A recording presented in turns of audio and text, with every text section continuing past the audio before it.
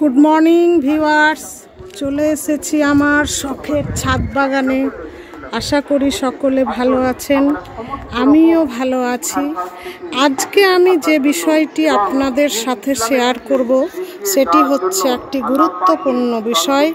কেউ এই বিষয়টিকে স্কিপ করে দেখবেন না, নাহলে অনেক কিছু মিস করবেন। আজকে আমি দেখাবো যে শীতকালে কিভাবে বীজ থেকে অঙ্কুর বের করা হয়। শীতকালে যে কোনো বীজ থেকে অঙ্কুর বের করা একটু কষ্টকর। গ্রীষ্মকালে যেমন খুব সহজেই বীজ থেকে অঙ্কুর বেরিয়ে যায়, কিন্তু শীতকালে টেম্পারেচারের কারণে বীজ থেকে অঙ্কুর বের করা একটু কষ্ট। আমি দেখাবো টিস্যু পেপারের মধ্যে বীজ জলে ভিজিয়ে প্লাস্টিকের বক্সে রেখে কিভাবে আমরা খুব সহজেই বীজ থেকে অঙ্কুর বের করতে পারি। আসুন তাহলে দেখা যাক। এই দেখুন, বীজগুলোকে আমি প্রথমে 24 ঘন্টা ভিজিয়ে রেখেছিলাম। আপনাদের তো শোধন প্রক্রিয়া দেখিয়েছি, সেই শোধন করার পরে বীজগুলো আমি 24 ঘন্টা ভিজিয়ে রেখেছি। এবার 24 ঘন্টা পর এগুলোকে আমি ছেঁকে তুলে নেব। একইভাবে আমি এইখানে কিছু করলার বীজ নিয়েছি। এগুলো হচ্ছে শীতকালীন করলা। এর আগে আমি বীজ অঙ্কুরোদ্গমের জন্য অনেক রকম প্রক্রিয়া ট্রাই করেছিলাম, কিন্তু 100% সফল হতে পারিনি। এখন দেখা যাক এইভাবে কতটা সফলতা পেতে পারি। প্রথমে করলার বীজগুলোকে এইভাবে দূরে দূরে দিবেন, একটার সঙ্গে যেন আর একটা থেকে না যায়। তারপরে এই যে এটাকে একটু জলের ছিটা দিয়ে ভিজিয়ে দিবেন। উপর থেকে আর একটা যে টিস্যু দিয়ে এটাকে আবারও একটু জল দিয়ে ভিজিয়ে এটাকে নর্মাল টেম্পারেচারে ঘরে ভালো করে মুখ বন্ধ করে রেখে দিতে হবে। একই পদ্ধতিতে আমি শসার বীজেরও অঙ্কুরোদ্গম করব। এই যে দেখুন, শসার বীজ, এগুলো শীতকালীন বীজ। এসব আমি একটার সঙ্গে একটা লাগিয়ে বীজগুলো আমি দিলাম। একটু দূরে দূরে দিলে কি হবে, একটার সঙ্গে আর একটা লেগে যাবে না। এটাকে হালকা জলের ছিটা দিয়ে আমি এভাবে আপনাদের দেখানোর সুবিধার্থে আমি 3 ধরনের বীজ এখানে অঙ্কুরিত করতে দিলাম। সব এই শসা, লাউ, মিষ্টি কুমড়ো, চাল কুমড়ো, এই সমস্ত বীজের একই রকম পদ্ধতি। এটাকেও আমি এইভাবে বন্ধ করে ঘরের নর্মাল টেম্পারেচারে রেখে দেব। ফিরে আসব বীজগুলো অঙ্কুরিত হবার পরে। এই দেখুন ভিউয়ার্স, 4 দিন পরে ফিরে এসেছি। দেখুন আমার শসাগুলোর কি সুন্দর সব অঙ্কুর বেরিয়ে গেছে। টিস্যু পেপারে দিয়ে এই বক্সে ভরে রেখেছিলাম, আপনারা তো দেখেছিলেন। প্রথমে 24 ঘন্টা জলে ভিজিয়ে রেখে তারপরে এই কৌটোর মধ্যে আজকে 4 দিন পরে ফিরে এসেছি। দেখুন 4 দিন পরে মোটামুটি সবগুলো শসারই অঙ্কুর বেরিয়ে গেছে। এখন এই শসার অঙ্কুরগুলোকে আমি, এই যে দেখছেন, এগুলো চা খাওয়া কাগজের কাপ, এই কাগজের কাপের মধ্যে এই অঙ্কুরগুলোকে আমি লাগাবো। এই দেখুন সবগুলো কাপে আমি মাটি ভরে নিয়েছি। এবার অঙ্কুরগুলো লাগাবো। দেখেন এই যে অঙ্কুরের এই যে মুখটা দেখছেন, এটাকে এইভাবে লাগাতে হবে। দিয়ে উপর থেকে অল্প মাটি চাপা দিব, দিয়ে জল দিয়ে ভিজিয়ে দেবো।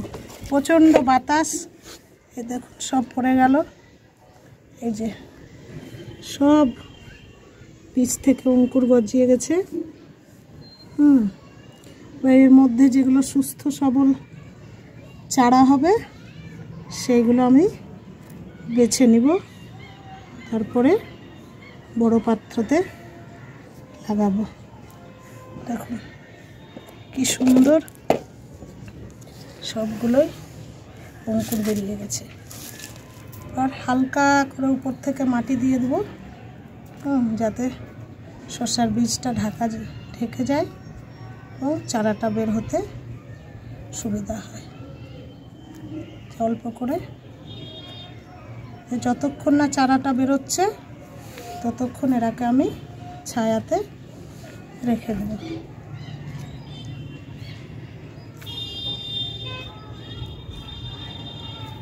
এই পদ্ধতিতে শীতকালে বীজ থেকে চারা করবেন, দেখবেন খুব সহজে চারা গজিয়ে যাবে। দেখুন এভাবে স্প্রে বোতলের সাহায্যে জলটা দিয়ে দেবো, তাহলে বীজগুলো এক জায়গা থেকে অন্য জায়গা যাবে না। তারপর এই পাত্রটাকে যতক্ষণ না চারা গজাবে আমি একদম ছায়াতে রেখে দেব। এই দেখুন ভিউয়ার্স, দেখছেন আমার করলার বীজ থেকে অঙ্কুর গজিয়েছে। আজকে এটা দেখাচ্ছি আমি 6 দিন পরের আপডেট। তার মধ্যে 2টো বীজ থেকে অঙ্কুর হয়েছে। এই বীজ দুটোকে আজকে আমি লাগিয়ে দিব, বাকিগুলো আবার আগের অবস্থায় রেখে দিব। এই দেখুন অল্প অল্প করে আমি জল দিয়ে দিয়েছি। হ্যাঁ, এবার কাপ দুটোকে আমি ছায়াযুক্ত স্থানে রেখে দিব যতক্ষণ না চারা বের হচ্ছে। এই দেখুন ভিউয়ার্স, চলে এসেছি আরও একদিন পরে। এই দেখুন আমার আরও 4টে করলার বীজ থেকে অঙ্কুর গজিয়েছে। এখানে মোট আগে 2টো 4টে 6টা, আমি এই যে 8টা বীজ লাগিয়েছিলাম, 10টা, তার মধ্যে 6টা অঙ্কুর বেরিয়ে গেছে। আরও 4টে আছে, এই 4টেও একদিনের মধ্যেই বেরিয়ে যাবে। তাহলে এই বীজগুলোকে আমি কি করব, এই যে আমি কাগজের কাপ এবং একটা প্লাস্টিকের কন্টেনার আছে, সেই কন্টেনারের মধ্যে এই বীজগুলিকে আবার আমি লাগিয়ে দেব। তারপরে আবার একইভাবে উপর থেকে আমি জল দিয়ে দেব। এই যে দেখছেন, হ্যাঁ, আগে অল্প একটু মাটি দিয়ে এই যে ঢেকে দেব। অল্প একটু মাটি দিয়ে ঢেকে দিব, তারপরে এটাকে জল দিয়ে দেব। জল দিয়ে ছায়াযুক্ত স্থানে এই কাপগুলোকে আমি রেখে দেব। তাহলে আশা করি সকলেই বুঝতে পারছেন যে শীতকালে বীজের অঙ্কুরোদ্গম করা একটু কষ্ট, কিন্তু অসাধ্য কিছু নয়। এইভাবে যদি আপনারা করেন তাহলে 100% সফলতা পাবেন। কারণ আমি এখানে এর আগে দেখিয়েছি আমার সমস্ত শসা বীজগুলো থেকে কিন্তু অঙ্কুর বেরিয়েছিল, আর করলার বীজ থেকেও অঙ্কুর হয়েছে। আরও 4টে আছে, হয়তো একদিন লাগবে।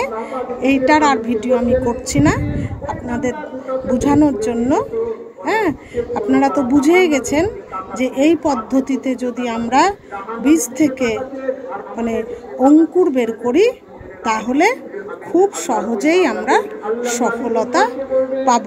আশা করি আপনাদের ভিডিওটা ভালো লেগেছে। যদি ভালো লাগে তাহলে অবশ্যই একটি লাইক, শেয়ার এবং সাবস্ক্রাইব করবেন। ধন্যবাদ।